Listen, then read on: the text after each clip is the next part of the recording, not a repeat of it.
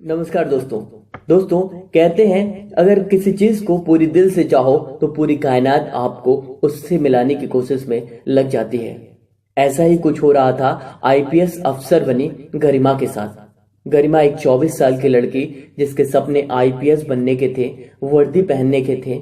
एक दिन गरिमा के पिता घर आते हैं और बताते हैं कि आज उनके ऑफिस में अग्रवाल जी आए थे और अपने बेटे के बारे में बता रहे थे कि उनका बेटा दिल्ली में ही एक अच्छी कंपनी में सेटल्ड है। इतना ही कहकर गरिमा के पापा गरिमा की ओर इशारा कर गरिमा की माँ से बोलते हैं कि क्यों ना हम अपनी गरिमा के रिश्ते की बात अग्रवाल जी के बेटे से चलाएं। यह सुनते ही गरिमा के मन में अजीब सी उफान पैदा हुई, लेकिन अगले पल गरिमा के पिता ये भी कहते हैं कि वे अच्छे परिवार वाले लोग हैं और गरिमा की आगे की यूपीएससी की तैयारी वे शादी के बाद करवाते रहेंगे। गरिमा जो कि एक आदर्श बेटी थी, उसे अपने पिता के इस निर्णय से जरा भी आपत्ति नहीं हुई, क्योंकि शायद गरिमा को भी यह मंजूर था। लेकिन उसे यह नहीं मालूम था कि उसके आईपीएस बनने के सपनों की उड़ान धीमी पड़ने वाली है।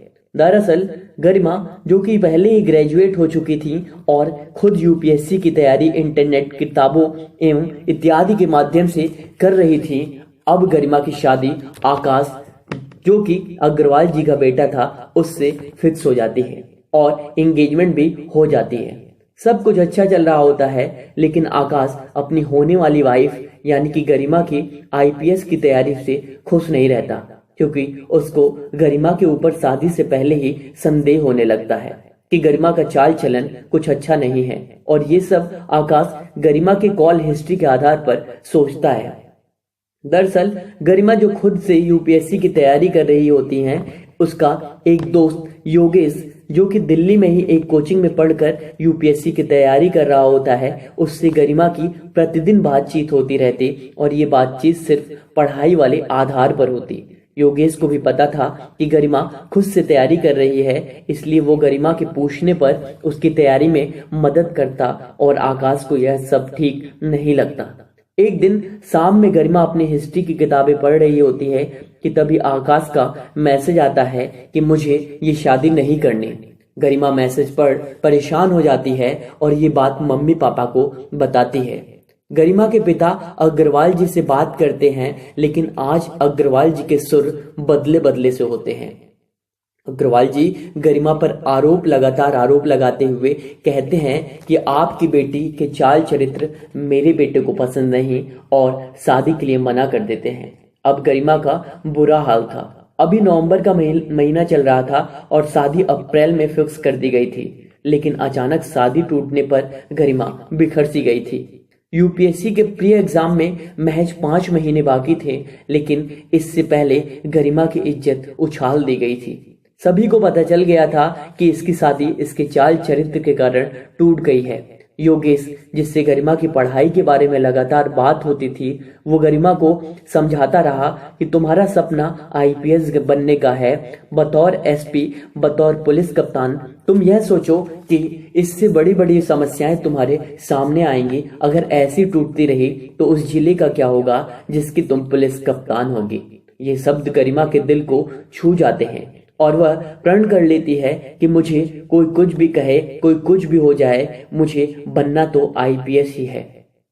अब गरिमा ने पापा से बोला कि पापा मुझे इन बचे हुए 5 महीनों में यूपीएससी प्री का एग्जाम क्रैक करना है और इसके लिए मैंने सारी तैयारी कर ली है, लेकिन मॉक टेस्ट सीरीज और ऑप्शनल सब्जेक्ट की कोचिंग के लिए मुझे दिल्ली जाना है। गरिमा के पिता भी समझ चुके थे कि अभी उसकी एंगेजमेंट टूटी है और ऊपर से यहाँ के लोगों के पास वह रही तो उसका मूड और खराब होगा।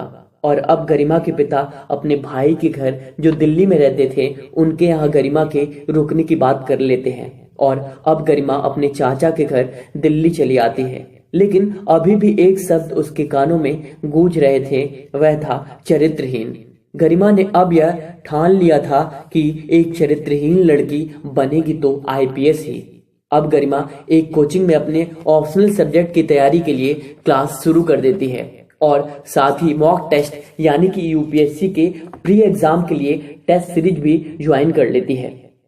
गरिमा को योगेश ने घर रहते हुए सारी बुक्स मटेरियल के बारे में बता दिया था कि ये एनसीईआरटी की किताब और ये रेफरेंस किताबें पढ़ लो, और गरिमा इन सारी किताबों को पढ़कर दिल्ली आई थी। इधर अग्रवाल जी, जिनके बेटे से गरिमा की शादी होनी थी, उन्हें भी यह पता चल गया था कि गरिमा यूपीएससी की कोचिंग के लिए दिल्ली में है। तभी एक दिन गरिमा को अग्रवाल जी का बेटा आकाश किसी लड़की के साथ दिख जाता है, और अब गरिमा को समझ आता है कि दरअसल वो आकाश ही था जिसका चाल चरित्र सही नहीं। लेकिन ये बात गरिमा किसी को नहीं बताती, ना ही अपने घर वालों को। गरिमा के सर पर अब आईपीएस बनने का भूत सवार हो चुका था, और गरिमा अपने नाम के सामने आईपीएस गरिमा लिख अपने रूम में चिपका देती है, ताकि ये देख वो बार बार मोटिवेट होती रहे। और दिन बीतते जाते हैं और गरिमा के ऑप्शनल सब्जेक्ट की क्लास खत्म हो जाती है, और अब यूपीएससी प्री एग्जाम को महज 2.5 महीने बचते हैं। और इधर गरिमा रोजाना सुबह 4:30 बजे उठती और सुबह सबसे पहले 3 घंटे देकर करंट अफेयर पढ़ती और उसके नोट्स भी बनाती, क्योंकि गरिमा को पता था कि अब यूपीएससी अपने प्री एग्जाम में डायरेक्ट 37 से 38 प्रश्न करंट अफेयर से पूछ रहा है। और इस प्रकार गरिमा रोजाना 12 से 13 घंटे पढ़ती। और अब यूपीएससी प्री एग्जाम का दिन आ गया, और जब गरिमा परीक्षा हॉल से निकली तो वह इतना खुश थी कि उसके खुशी का ठिकाना नहीं था, क्योंकि यूपीएससी ने इस साल भी करंट अफेयर से 32 प्रश्न पूछे थे। और गरिमा के सुबह उठकर 3 घंटे करंट अफेयर पढ़ने की मेहनत रंग लाई। घर आकर गरिमा को पूरा यकीन हो गया था कि उसका यूपीएससी प्री एग्जाम क्वालिफाई हो रहा है, और उसी दिन से गरिमा मेंस एग्जाम की तैयारी में लग जाती है। गरिमा को यह पता था कि आगे के 2 पड़ाव यदि उसने पास कर लिए तो वो सितारों वाली वर्दी उसके कंधों पर होगी, जिसके कारण उसकी शादी टूट गई। और यूपीएससी प्री के नतीजे आ जाते हैं और गरिमा प्री एग्जाम पास कर लेती है। धीरे धीरे कड़ी मेहनत से गरिमा अपने कोचिंग मॉक टेस्ट में भी अच्छा स्कोर लाती है, और अब मेंस एग्जाम का भी दिन आ जाता है और गरिमा मेंस एग्जाम भी पास कर लेती है। और अब बारी अंतिम पड़ाव यानी कि इंटरव्यू की थी। लेकिन इंटरव्यू में कुछ अजब ही हुआ। दरअसल गरिमा जैसे ही इंटरव्यू के लिए पहुंचती है, बातों बातों में गरिमा अपनी टूटी हुई शादी की बात बोर्ड के सामने रख देती है, और इंटरव्यू बोर्ड के लोग लगातार गरिमा से उसकी टूटी हुई शादी पर प्रश्न करते हैं। और एक ने यह भी प्रश्न पूछा कि क्या हिंदू विवाह में एंगेजमेंट को भी कानूनी मान्यता की आवश्यकता होनी चाहिए। इस पर गरिमा ने जोरों से अपनी बात रखी और यह भी कहा कि भारत में ऐसी हजारों लड़कियां हैं जिन्हें उनके एंगेजमेंट के बाद बिना किसी कारण के शादी टूटने का सामना करना पड़ता है। ऐसे में यह भी एक अपराध की श्रेणी में आता है कि आप जब चाहो तब शादी की आधी रस्में कर ली और जब चाहो तोड़ लिया। इस प्रकार इंटरव्यू खत्म होता है और अब गरिमा फाइनल रिजल्ट का इंतजार करती है, और अब आज फाइनल रिजल्ट का भी दिन आ जाता है और गरिमा यूपीएससी की परीक्षा में 238वीं रैंक पाती है। और जब यह बात अग्रवाल जी के घर वालों को पता चलती है तो उन्हें यह आभास हो जाता है कि एक आईपीएस बहू को उन्होंने खो दिया है। दोस्तों, जब जब किसी का अपमान हुआ है तब तब उसने इतिहास रचा है। इस बात को बहुत बारीकी से समझें कि जब जब किसी का अपमान हुआ है तब तब उसने इतिहास रचा है। खामोशी से अपमान को सहिए और वक्त आने पर आपकी वर्दी, आपकी पावर उन सभी को जवाब देती है जो ये सोचते हैं कि आप जिंदगी में कुछ नहीं कर पाएंगे। गरिमा यदि आकाश से शादी कर भी लेती तो शायद आईपीएस नहीं बन पाती, और बन भी जाती तो भी सब कुछ ठीक नहीं रहता। इसलिए किसी ने सही ही कहा है कि जब जब जो होना है तब तब सो होगा। इसी के साथ दुष्यंत कुमार की कुछ पंक्तियां आपके साथ लिए चलता हूं। इस नदी की धार से ठंडी हवा आती तो है, नाव जर्जर ही सही लहरों से टकराती तो है। एक चिंगारी कहीं से ढूंढ लाओ दोस्तों, इस दिए में तेल सी भीगी हुई बाती तो है। इस दिए में तेल सी भीगी हुई बाती तो है। दोस्तों, महज एक चिंगारी की जरूरत होती है। वो चिंगारी आपके अंदर से आती है।